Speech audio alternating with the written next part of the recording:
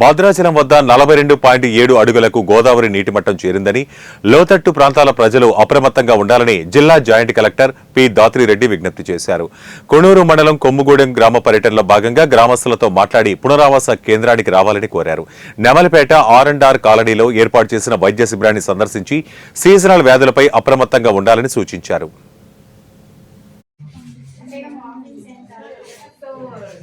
This is enough to put him in observation and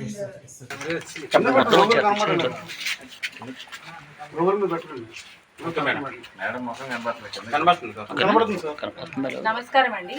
మేమందరం ఇక్కడ మీకు తెలిసినట్లే ఏలూరు జిల్లాలో ఫ్లడ్స్ హెవీ రైన్స్ కింద అందరం కూడా ఫ్లడ్ డ్యూటీలో ఉండగా ఈ రోజు మార్నింగ్ ఒక న్యూస్ రావడం జరిగింది. మన జంగారెడ్డి ఏరియా హాస్పిటల్లో డయాలసిస్ యూనిట్ లో ఒక చిన్న యాక్సిడెంట్ జరిగింది అని.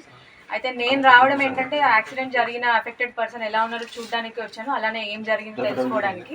యాక్సిడెంట్ జరిగింది, ఫాల్ సీలింగ్ అనేది పడి చిన్న ప్లేట్, ఫాల్ సీలింగ్ లో ఉన్న ప్లేట్ శిబాని అనే 47 సంవత్సరాలు ఉన్న ఒక వ్యక్తి పైన పడింది. ఆయనను కలిసాము, ఆయన మంచి స్టేబుల్ స్టేట్ లోనే ఉన్నారు.